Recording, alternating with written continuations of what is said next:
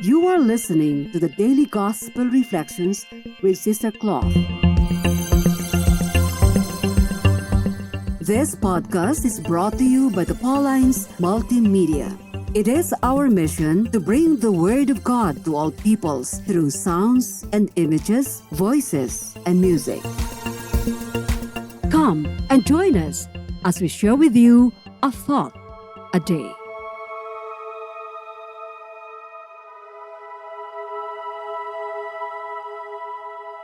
Our reading for today is lifted from St. Luke chapter 6, verses 12 to 19.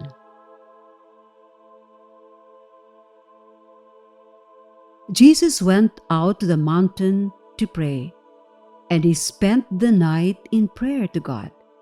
And when the day came, he called his disciples and chose 12 of them, whom he also named apostles. Simon, whom he named Peter, and his brother Andrew and James, and John and Philip, and Bartholomew and Matthew, and Thomas, and James son of Alphaeus, and Simon, who is called the Zealot, and Judas son of James, and Judas Iscariot, who became a traitor.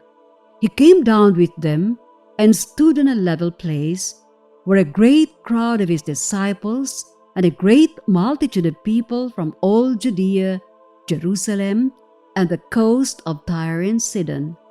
They had come to hear him and to be healed of their diseases. And those who were troubled with unclean spirits were cured. And all in the crowd were trying to touch him, for power came out from him and healed all of them. Today we commemorate the most holy name of Mary. May we spend this day in union with Mary as we call on her often for guidance. Today's gospel tells us of Jesus choosing 12 apostles to be part of his mission. What a special privilege to note that God has chosen us too. Each time I think of this, my mind shifts to beauty contests, the judges selecting the semi-finalists, then the finalists based on their excellence in various aspects. But one writer thinks of Christ's choice of his apostles in a very different way. He says that following Jesus is not about being a better you because you have to die to yourself. It is about being more like him, which is the case. When Jesus calls, he says he calls us to leave behind our old self and embrace our new self. He calls us into a life of transformation where he begins to chisel the hard, selfish, proud, lazy, and greedy in us to reveal his spirit. When Jesus calls us, the Lord invites us to a purpose that involves his kingdom that has eternal consequences. He calls us into a spiritual warfare in which we cannot fight with our strength alone and win. We must fight in his power, strength, and way. And victory is guaranteed for as long as we do it his way. Beautiful insight. Another thing that caught my attention was the composition of the 12 apostles chosen by Jesus to be part of the team.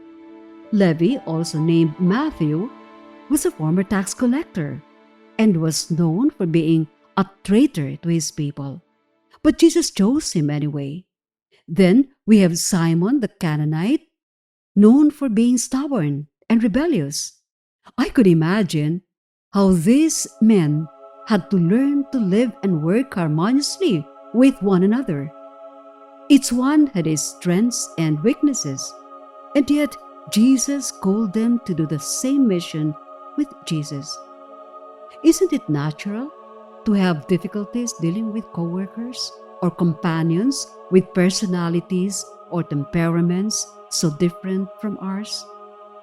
But by our calling, we must accept one another with all our limitations and weaknesses. Who am I to give judgment against another when we are all on the same journey, all evolving and growing? Lord, pardon me for being judgmental.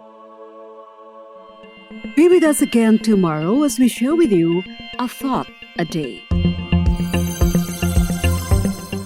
Meanwhile, you can follow us and listen to other Apple and Google podcasts on Spotify, produced by Paulines Multimedia.